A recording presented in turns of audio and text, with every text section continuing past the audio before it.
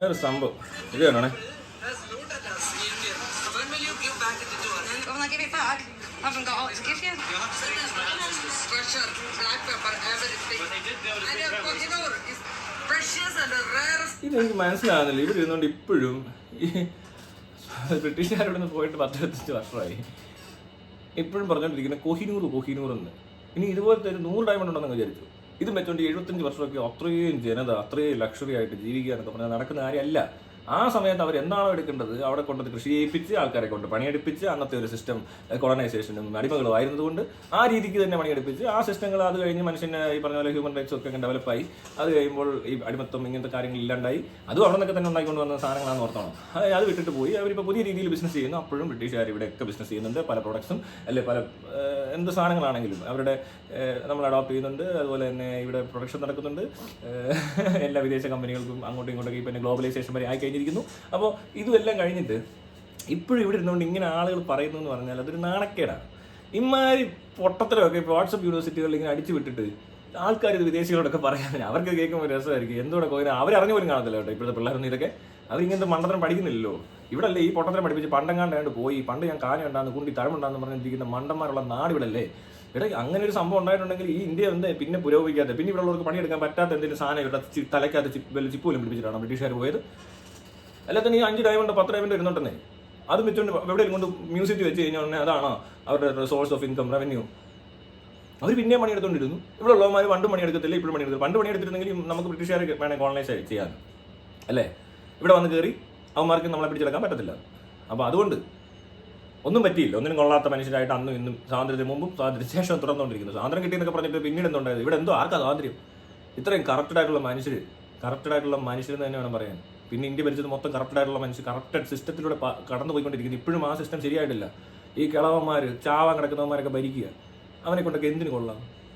എല്ലാ പ്രശ്നങ്ങളും അങ്ങനെ തന്നെ നിലനിൽക്കത്തേ ഉള്ളൂ. ഇവർക്ക് പ്രശ്നങ്ങൾ പരിഹരിക്കാൻ അറിയത്തില്ല.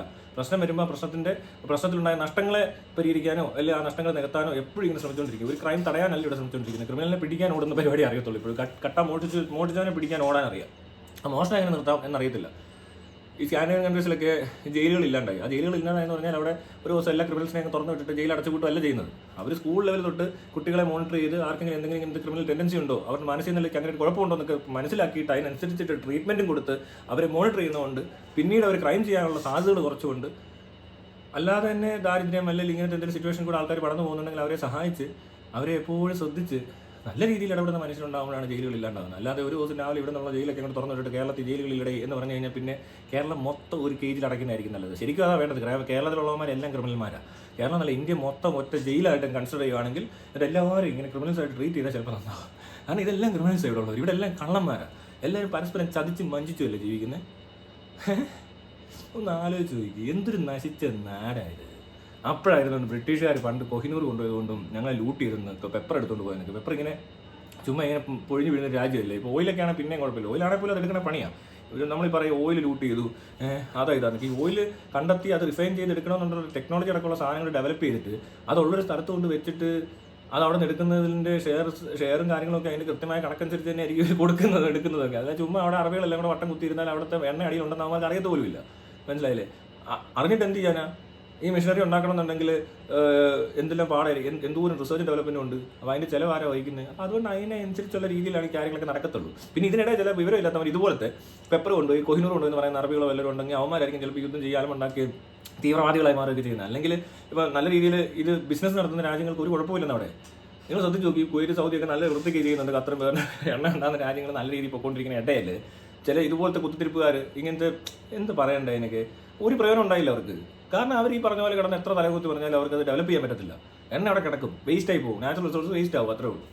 അല്ലാതെ ഇത് വെച്ചിട്ട് അത്രയും കാലം ജീവിക്കുന്നവർക്ക് എന്തെങ്കിലും ഗുണം ഉണ്ടാക്കുമോ എന്ന് നോക്കുകയല്ല ചെയ്യുന്നത്. ഇവിടെ അത് തന്നെ, ഇവിടെ ഉണ്ട് ഇഷ്ടംപോലെ റിസോഴ്സസ് ഉണ്ട്. പക്ഷേ ഇവരിവിടെ കിടന്നുകൊണ്ട് പിന്നെ അതോ വല്ലതും കൊണ്ടെന്ന് വെച്ചാൽ തന്നെ വേറെ രാജ്യങ്ങൾ ഉപേക്ഷിക്കുന്ന പോയിസണസ് ആയിട്ടുള്ള എന്തെങ്കിലും സാധനങ്ങൾ ബൈ പ്രോഡക്റ്റ് ആയിട്ടോ എന്തെങ്കിലും ഉണ്ടെങ്കിൽ അത് വേസ്റ്റ് തള്ളാൻ അല്ലെങ്കിൽ അത്രയും വേസ്റ്റുകളുള്ള കെമിക്കൽ വേസ്റ്റുകൾ ഭയങ്കര മനുഷ്യന് ഹാനികരമാകുന്ന തരത്തിലുള്ള എന്തെങ്കിലും പ്രോഡക്റ്റ് ഒക്കെ ഉണ്ടെങ്കിൽ അത്രയും കമ്പനികളും ഫാക്ടറികളും ഇവിടെ വെച്ചിട്ട് ഇവിടുത്തെ മനുഷ്യർ ക്യാൻസർ വന്ന് മരിക്കുന്നു, ശ്വാസം മുട്ടി മരിക്കുന്നു, ഇതിനകത്ത് തൊഴിലാളികൾ വല്ലാത്ത തരം വിചിത്ര രോഗങ്ങൾ വന്ന് മരിക്കുന്നു.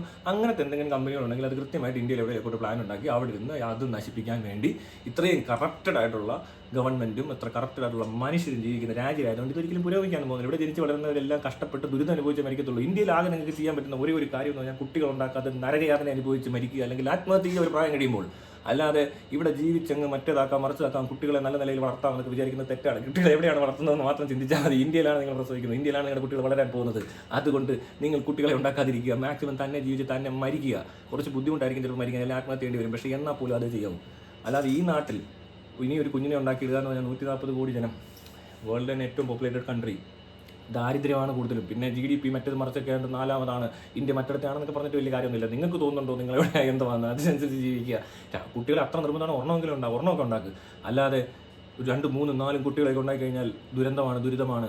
ഈ പോപ്പുലേഷൻ ഇങ്ങനെ കൂട്ടിയിട്ട് വലിയ കാര്യമൊന്നുമില്ല. പിന്നെ തൊഴിലെടുക്കാൻ കുറേ ആൾക്കാരെ കിട്ടുമായിരിക്കും. കൂലിപ്പണിക്കാരുടെ എണ്ണം വർദ്ധിപ്പിക്കാൻ കഷ്ടപ്പെട്ട് ബുദ്ധിമുട്ടി ജീവിക്കേണ്ട ആളുകളാണോ നമ്മളൊക്കെ? അല്ല. പിന്നെ ഇത്രയും രോഗങ്ങളും ഇത്രയും ദുരിതങ്ങളും അനുഭവിക്കേണ്ട ആളുകളാണോ, മനുഷ്യരാണോ? നമ്മൾ ഇന്ത്യ ജനിച്ചതുകൊണ്ടല്ലേ ഈ പ്രശ്നങ്ങൾ ഉണ്ടായത്. ഇന്ത്യ പോലത്തെ ഒരു തേർഡ് വേൾഡ് കൺട്രി. എപ്പോഴും ഞാൻ പറയാം, ഞാൻ ജീവിക്കുന്ന അന്തരീക്ഷം എനിക്ക് അത്ര വലിയ കുഴപ്പമില്ലെങ്കിലും ഇവിടെ കൂടുതൽ പേരുടെ അന്തരീക്ഷം അത്ര നല്ലതല്ല. ഞാൻ ഈ കൊച്ചുങ്ങളെ ഉണ്ടാക്കാതെ നിൽക്കുന്നില്ല. കാരണം അതുങ്ങൾ എന്താവും നമുക്ക് പറയാൻ പറ്റില്ല. എല്ലാവരും തല്ലി കൊല്ലുവോ, വിഷം കൊടുത്ത് കൊല്ലുവോ, അല്ലെങ്കിൽ എന്തെങ്കിലും നൈരാശ്യം ബാധിച്ച് ജീവിതകാലം മുഴുവൻ കഷ്ടത അനുഭവിച്ച് ജീവിക്കുകയൊക്കെ ചെയ്യേണ്ടി വരുന്ന ഒരു ജനതയില്ല നമ്മൾ. എല്ലാവർക്കും ഇല്ല ഡിപ്രഷൻ, ആൻസൈറ്റി ഒക്കെ കുറച്ച് കൂടിയിട്ട് ശാരീരികമായ രോഗങ്ങൾ ബാധിച്ച് പൈസയുടെ പ്രശ്നങ്ങൾ കൊണ്ട് ടെൻഷൻ അനുഭവിച്ച് എന്നും സ്ട്രെസ്സിൽ ജീവിച്ച് പൊല്യൂട്ടഡ് ആയിട്ടുള്ള എൻവയോൺമെൻറ്റിൽ ജീവിക്കുന്നവരല്ലേ നമ്മൾ. അപ്പോൾ അങ്ങനെ ഒരു രാജ്യത്തിരുന്നുകൊണ്ട് ബ്രിട്ടീഷുകാരൻ 75 വർഷം മുമ്പ് എന്തോ ഒരു കൊഹിനൂർ കൊണ്ടുപോയി എന്ന് പറഞ്ഞ വീഡിയോയിലൊക്കെ നിന്ന് പറയുന്ന ഉളുപ്പില്ലാത്ത മനുഷ്യരെയൊക്കെ പഠിപ്പിച്ചുണ്ടാക്കി വിടുന്ന ആരാ? ഇത് ഏത് സ്കൂളിലാണ് ഇവർ പഠിച്ചത്? അല്ലെങ്കിൽ ഇവരുടെ വാട്സപ്പിൽ എങ്ങനെ ഇങ്ങനത്തെ മെസ്സേജുകൾ ഉണ്ടാകുന്നത്? ഇതാണ് നമ്മൾ മനസ്സിലാക്കുന്നത്. നമ്മൾ എവിടെയും എന്തെങ്കിലും തരത്തിൽ നമുക്ക് എന്തെങ്കിലും ബുദ്ധിമുട്ടുണ്ടായിട്ടുണ്ടെങ്കിൽ അതൊന്നും ബ്രിട്ടീഷുകാർ കാരണമാണെന്ന് ഇനി പറയരുത്.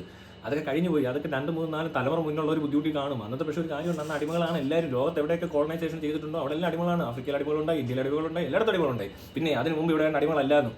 അന്ന് ഇവിടുത്തെ കൊച്ചു കൊച്ചു നാട്ടുരാജാക്കന്മാരുടെ അടിമകൾ, പിന്നീട് വലിയൊരു കമ്പനിയുടെ അടിമ, അത് കഴിയുമ്പോൾ കമ്പനികൾ മാറി, സ്വഭാവം മാറി, അതങ്ങനെ പതുക്കെ ഇവോൾവ് ചെയ്ത് വന്നാണ് ഈ കാണുന്നത്.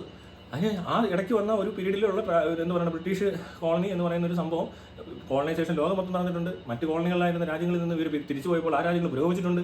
പക്ഷേ ഇവിടെ ഇത് നടക്കുന്നില്ല എന്ന് പറഞ്ഞാൽ ഇതിന് മുന്നത്തെ സിസ്റ്റം വീണ്ടും ഫോളോ ചെയ്യുന്നതുകൊണ്ടാണ്. മനസ്സിലായി. ഈ ബ്രിട്ടീഷുകാർ വന്ന കാലഘട്ടത്തിന് മുമ്പ് ഒരു സാധനമുണ്ട്, രാജാവും മറ്റേതും മറിച്ചതും ഇവിടുത്തെ വിശ്വാസങ്ങളും ആചാരങ്ങളും എല്ലാം അതുപോലെ തന്നെ മുറുക്കി പിടിച്ചുകൊണ്ട് ബ്രിട്ടീഷുകാർ പോയപ്പോൾ ആ സിസ്റ്റം വീണ്ടും തിരിച്ചു കൊണ്ടുവരാൻ നോക്കി. ഇവിടെ എങ്ങനെ വന്നവനാ? ഇപ്പോഴും ഇമാർ മറ്റേ ആർഷഭാരത സംസ്കാരം എന്നൊക്കെ പറഞ്ഞ് നിൽക്കുമല്ലേ. ഇവിടെ എങ്ങനെ വന്നവനാ? ഇതിലും വലിയ മണ്ടത്തിലല്ലേ. ശരിക്കും ബ്രിട്ടീഷുകാർ വന്നുകൊണ്ട് ചില പ്രയോജനങ്ങളുണ്ട്. ഇന്ത്യ എന്ന് വെച്ചാൽ രാജ്യത്തിന് മാപ്പ് പോലത്തെ രൂപത്തിലേക്ക് എത്തിച്ചു. പിന്നെ അതുപോലെ തന്നെ റെയിൽവേ പോസ്റ്റ് ഇങ്ങനെ കമ്മ്യൂണിക്കേഷനും ട്രാൻസ്പോർട്ടേഷനൊക്കെ ഇത്ര ഫാസ്റ്റായി. ഇല്ലാന്ന് ഇവിടെ ഒന്നുമില്ല, ഇപ്പോഴും തെണ്ടിത്തിരിഞ്ഞ് നടന്നേനെ. ഒരു സംശയം വേണ്ട കാര്യത്തിൽ. അത്രയും ഡെവലപ്മെൻറ്റ് ഉണ്ടായിരുന്നു ഞാൻ പറയത്തില്ല. എഡ്യൂക്കേഷൻ കിട്ടി, അല്ല ഇവിടെ നിന്ന് പുറത്തോട്ടിറങ്ങാൻ ഒരു വള്ളം പോലും ഇല്ലാത്തവന്മാർ ഇവിടെ നിൽക്കുക. ഈ കൊള്ളാവുന്ന രാജ്യമാണ് ഇവർക്ക് ഇവിടെ ഭരിക്കാൻ പറ്റത്തില്ല, അവർക്ക് നമ്മളെ കീഴ്പ്പെടുത്താൻ പറ്റത്തില്ല എന്നുള്ള ഒറ്റ കാര്യം മനസ്സിലാക്കുക. അതായത് ഇന്ത്യ എന്ന് പറയുന്ന രാജ്യം ഒന്നും അതില്ലായിരുന്നു. കുറേ നാട്ടുരാജാക്കന്മാരെല്ലാം കൂടെ അവിടെ ഇവിടെ കിട്ടിയ കുറച്ച് പേരെ അടിമകളാക്കി എന്തൊക്കെയോ പണിയെടുപ്പിച്ച് ജീവിച്ചുകൊണ്ടിരുന്നു. വളരെ മോശം മനുഷ്യരുന്നേ. ഒരു 20 വയസ്സ് വരെയൊക്കെ ആയിട്ടുണ്ടാകുന്ന, അല്ലെങ്കിൽ 25 വരെ മാക്സിമം ജീവിച്ചുകൊണ്ടിരുന്ന അപരിഷ്കൃതരായ, വിദ്യാഭ്യാസം ഇല്ലാത്ത, ആരോഗ്യമില്ലാത്ത മനുഷ്യർ. അവരെ ബ്രിട്ടീഷുകാർ വന്നാൽ തീർച്ചയായിട്ടും അടിമകളാക്കാൻ പറ്റും. അവരെ അടിമകൾ പിന്നെ കുറച്ചുകൂടെ ഡെവലപ്പായി, അവരുടെ കീഴിൽ ജോലി ചെയ്തു, അവരെ കണ്ടുപിടിച്ചും വിദ്യാഭ്യാസമൊക്കെ കിട്ടി, പിന്നെ ട്രാൻസ്പോർട്ടേഷൻ കാണാൻ പറ്റി, എങ്ങനെയാണ് ഇവിടെ നിന്ന് അവിടെ വരെ പോകാൻ പറ്റി. അല്ലെങ്കിൽ ഗാന്ധിയൊക്കെ ഉണ്ടായിട്ട് എന്ത് കാര്യമാണ്? ബ്രിട്ടീഷുകാരില്ലാതെ ഗാന്ധി എന്ത് ചെയ്യുന്നതെന്ന് എനിക്കറിയത്തില്ല. ഗാന്ധി ഒരു മൂലയ്ക്ക് ഇരിക്കും ഇങ്ങനെ കത്ത് എഴുതിക്കൊണ്ട്, ഇത് പോസ്റ്റിൽ പോയി പോകണം, ട്രാവൽ ചെയ്യണം. ഗാന്ധി ട്രെയിനിലൊക്കെയാണ് ട്രാവൽ ചെയ്യുന്നത് അങ്ങോട്ട്. എന്തൊരു ഗതികേടാന്ന് ഓർത്തോടെ. എന്തൊരവസ്ഥ ഇത്? അങ്ങനെയാ അല്ല എന്തോ ഇവിടെ ആളുകൾ എങ്ങനെ ഇതൊക്കെ കണ്ടറിഞ്ഞതൊക്കെ ഓക്കെ. അത് കഴിഞ്ഞപ്പോൾ അവർ പോയി അവരുടെ ബിസിനസ് കഴിഞ്ഞ് ആ ബിസിനസ് ഇനി ഇല്ല.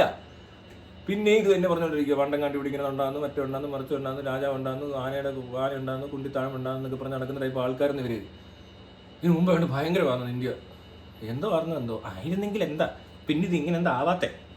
എന്താണ് ഇവരെ കൊണ്ട് ഇത് പറ്റാത്തത്? അപ്പോൾ അത് ബ്രിട്ടീഷുകാർ ഇടയ്ക്ക് വന്നില്ല എന്ന് ഞങ്ങൾ കാണിച്ചത്. ബ്രിട്ടീഷുകാർ വന്നപ്പോൾ ഉള്ളവന്മാർ ആരെങ്കിലും ഇവിടെ ജീവിച്ചിട്ടുണ്ടോ? ഇപ്പോൾ ഞാൻ ബ്രിട്ടീഷുകാരെ കണ്ടിട്ടില്ല, ഉള്ള കാര്യം പറഞ്ഞില്ല. ഇവിടെ അങ്ങനെ കോളനി ഉണ്ടാകുന്ന കേട്ടിട്ടേ ഉള്ളൂ, ഏതോ പുസ്തകത്തിലേക്ക് എഴുതി വെച്ചത് പഠിച്ചു.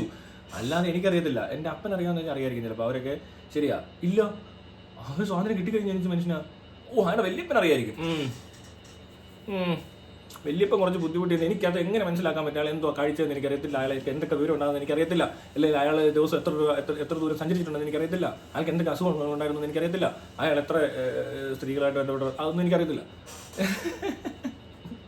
അല്ലേ എന്തല്ലേ? അല്ല ഇനി വല്യമ്മ എന്താ കാണിച്ചോണ്ടിരുന്നത് ആർക്കെങ്കിലും അറിയോ? അവരുടെയൊക്കെ മുൻ തലമുറ ആരുടെ തന്ത ആരാന്നറിയാത്തവന്മാരെ ഇവിടെ ഉള്ളതല്ല. എന്നിട്ടാ ഇവൻ ഓരോ ജാതിയും മതവും ഒക്കെ പറഞ്ഞ് ഇവിടെ കിടന്ന് തമ്മിൽ തല്ലുന്ന മണ്ടന്മാരിരുന്ന് പറയുക കൊഹിനൂർ കൊണ്ടുപോയി ബ്രിട്ടീഷുകാരൊക്കെ ഇതൊക്കെ ചിരിക്കുന്നുണ്ടാവും. എന്തൊരു പൊട്ടന്മാരാന്ന് പറയും ഇവന്മാർ. ഒന്നിനും കൊള്ളാത്തവന്മാരിരുന്ന് ഇത് എണ്ണം പറയുന്നത് കേൾക്കുന്നത് മനസ്സിലല്ലേ? അതൊരു ആ അവസ്ഥ തന്നെ മോശമാണെന്ന് മനസ്സിലാവുന്നില്ല. ഇപ്പോഴും ആരെയും കുറ്റം പറഞ്ഞുകൊണ്ടിരിക്കുക ഇവിടെ. ഇവൻ്റെയൊക്കെ ജീവിതം തകർന്നു പോയതിനോ ഇവൻ്റെ നാട് നശിച്ചു പോകുന്നതിനോ ബെല്ലോനെയും കുറ്റം പറഞ്ഞിട്ട് വല്ല കാര്യമുണ്ടോ? അന്ന് കുറച്ചുകൂടെ ബെറ്റർ ആണെന്ന് എനിക്ക് തോന്നുന്നത്. ഇവിടെ ഉള്ളവന്മാർ കുറച്ചുകൂടെ മര്യാദയ്ക്ക് പണിയെങ്കിലും എടുക്കുവാണ്. ഇപ്പോൾ അതുമില്ല. അന്ന് പണിയെടുക്കുമ്പോൾ ബ്രിട്ടീഷുകാർക്കെങ്കിലും പ്രയോജനമുണ്ട്. ഇന്ന് ആർക്കും പ്രയോജനമില്ല. ഇന്ത്യക്കാരനും പ്രയോജനമില്ല, ബ്രിട്ടീഷുകാരനും പ്രയോജനമില്ലാണ്ടായി പോയി. ഇപ്പോൾ ബ്രിട്ടീഷുകാർ ഇവിടെ ഭരിക്കുവാൻ ബ്രിട്ടീഷുകാരെങ്കിലും കുറച്ചുകൂടെ മര്യാദയ്ക്ക് ജീവിച്ചാൽ ഇവന്മാരെ കൊണ്ട് പണിയെടുപ്പിച്ചിട്ട് അല്ലേ? ഇവിടെ കൃഷിയൊന്നും ഇല്ലെങ്കിൽ ഡെവലപ്പ് ആകാൻ ഇവിടെ ഈ പറഞ്ഞ പോലെ അവർ കുറച്ചുകൂടെ ബെറ്റർ ആണെന്ന് തോന്നുന്നു. പൊല്യൂഷൻ ഇത്രയും ഉണ്ടാക്കാൻ സമ്മതിക്കത്തില്ല. കുറച്ചുകൂടി ശാസ്ത്രീയമായ രീതിയിൽ കൃഷി അടക്കമുള്ള കാര്യങ്ങൾ ചെയ്തേനെ. ഇവന്മാർക്ക് ഈ രാജ്യം നശിപ്പിക്കുന്നത് ഈ രാജ്യത്തുള്ളവന്മാരാണ്. ഈ പറഞ്ഞ ഇതുപോലെ കഥയും പറഞ്ഞിരിക്കുന്നവർക്ക് അതിനകത്തൊരു പങ്കും കൊണ്ട്. അല്ല ചുമ്മാ ഒന്നും അല്ലേ നടക്കുന്നത്. ഇവന്മാരെല്ലാം ഉഴപ്പി പരസ്പരം ചതിച്ചും വഞ്ചിച്ചും പറ്റിച്ചും മോഷ്ടിച്ചും പിടിച്ചു പറിച്ചും ബലാത്സംഗം ചെയ്ത് ജീവിക്കുന്നവരല്ലേ? എല്ലാ ദിവസവും വാർത്ത നോക്ക്. എത്ര തട്ടിപ്പ്, എത്ര ബലാത്സംഗം, എത്ര കൊലപാതകം. അതിനിപ്പോൾ കൊഹിനൂർ ബ്രിട്ടീഷുകാരെ കൊണ്ടുപോയതാണ്ടാണ് ഇവൻ ഈ കിടന്ന് ബലാത്സംഗം ചെയ്യുന്നത്. ഇവിടെ ഒരു വിവരമില്ലാത്ത വർത്താനം പറഞ്ഞ് നടക്കുന്ന കുറേ ആളുകൾ. ഇനിയെങ്കിലും ഇതൊക്കെ ഒന്ന് പഠിപ്പിക്കുകയായിരിക്കും ആരെങ്കിലും അറിയാമെങ്കിൽ. എന്തെങ്കിലും വിവരക്കേടൊക്കെ ഇങ്ങനെ പഠിപ്പിക്കരുത് ആൾക്കാർ. ഇതുകൊണ്ട് നമ്മൾ ഈ കഷ്ടത അനുഭവിക്കുന്നത് അവരവിടെ അറിഞ്ഞിട്ട് പോലില്ല. അവർ ഈ തലമുറയ്ക്ക് അവിടെ സുഖമായിട്ട് ജീവിക്കുക. ഹാപ്പിനെസ് ഇൻഡെക്സ് ഒക്കെ അവർക്ക് നല്ലപോലെ ഉണ്ട്. നമുക്കതില്ല. നമുക്ക് മനുഷ്യന് ഹാപ്പിനെസ് ഇല്ല. ദുരിതവും ദാരിദ്ര്യവും വിഷമവും ബുദ്ധിമുട്ടും പീഡനവും മാത്രം ഉള്ള കുറേ തെണ്ടികൾ, ഇന്ത്യൻ തെണ്ടികൾ എന്ന് പറയുന്ന ആൾക്കാർ. തേർഡ് വേൾഡ് കൺട്രി ഏത് രാജ്യത്ത് നിന്നാൽ അവിടെ നിന്ന് തുപ്പിയും തൂറിയും നാറ്റിക്കുന്ന മനുഷ്യർ, ഒരു സെൻസും ഇല്ലാത്തവർ. എന്നിട്ട് ഇരുന്ന് പറയുക ബ്രിട്ടീഷുകാരനെ നശിപ്പിച്ചത്. ഇവൻ ഇത്രയെങ്കിലും ആയത് ബ്രിട്ടീഷുകാരോട് വന്നുകൊണ്ടാണ് ഞാൻ ഇപ്പോൾ പറയുന്നത്. അല്ലാതെ കോളനി അടിമ എന്തും ആയിക്കോട്ടെ, അടിമയെ പോലും വൃത്തിക്കായിരിക്കും അവർ ട്രീറ്റ് ചെയ്ത്. അതിന് മുമ്പത്തെ ട്രീറ്റ്മെൻറ്റൊക്കെ ബെറ്റർ ആയതുകൊണ്ടാണല്ലോ ഇവരെ സപ്പോർട്ട് ചെയ്തൊന്നുമില്ല കുറച്ച് പേരെങ്കിലും. മറ്റേ നേരത്തെ ഭരിച്ചുകൊണ്ടിരുന്ന രാജാവിന് അടിമയൊക്കെ ബെറ്റർ ആണെന്ന് തോന്നി കാണും. അപ്പോൾ എല്ലാവരും അടുത്ത കമ്പനി ജോലിക്ക് പോയി, അത്രേ ഉള്ളൂ. ആ കൂടുതൽ മത്സരം പിടിച്ച രാജാവിനൊക്കെ അവന്മാർ അടിച്ച് ഓടിക്കുകയും ചെയ്തു. അങ്ങനെ കുറച്ചാൾ അങ്ങനെ പോയി. പിന്നെ കുറേ കഴിയുമ്പോൾ പുരോഗമനം വരുന്നുണ്ട്. അപ്പോൾ ഈ സിസ്റ്റം വിട്ടുന്നുണ്ട്. അവരവിടെ വിട്ടിട്ട് പോയി, ഇന്ത്യയിൽ നിന്ന് അവർ പോയി, അത്രേ ഉള്ളൂ. അന്ന് ഇവിടെ കിടന്ന് എല്ലാം കൂടെ കിടന്നുകൊണ്ട് ഇന്ത്യ സ്വാതന്ത്ര്യം നേടിയെടുത്ത് എന്നൊക്കെ പറയുന്നതിനേക്കാളും അതിന് എല്ലാ രാജ്യങ്ങളിലും ഒരേ സമയത്താണ് ഈ കോളനികൾ വിട്ടവർ പോയേക്കുന്നത്. അല്ലാതെ ആ ബിസിനസ് അവർ തന്നെ നിർത്തിയതാകാനേ ചാൻസ് ഉള്ളൂ. ആ രീതിക്ക് മനസ്സിലാക്കിയാൽ ചിലപ്പോൾ അങ്ങനെ പഠിക്കേണ്ടി വരും ഇനി. അല്ലാതെ ഇവിടെ ആരണ്ട് സ്വാതന്ത്ര്യം മരിച്ചുണ്ടാക്കിയതൊന്നും ആയിരിക്കത്തില്ല. കച്ചവടം നഷ്ടമാകുന്നു, അല്ലെങ്കിൽ ഇങ്ങനൊരു സംവിധാനം അത്ര പ്രൊഡക്റ്റീവ് അല്ല എന്ന ഒരു കാലം എത്തിയപ്പോൾ ബ്രിട്ടീഷുകാരല്ലേ അവരത് നിർത്തി എന്ന് വേണം. ബ്രിട്ടീഷ് മാത്രമല്ല, പോർച്ചുഗീസോ എന്ത് വേണമെങ്കിലും ആയിക്കോട്ടെ, പോർച്ചുഗീസുകാരോ അറബികളോ ആരും. പിന്നെ ഇപ്പോൾ രാജാവൊക്കെ ഉള്ള അറബ് രാജ്യങ്ങളിലൊക്കെ ഉള്ളൂ. അവിടെ അതിൻ്റെ പ്രശ്നങ്ങളുണ്ട് താൻ. എന്തിലാട്ടെ, ശരിയെന്നാ.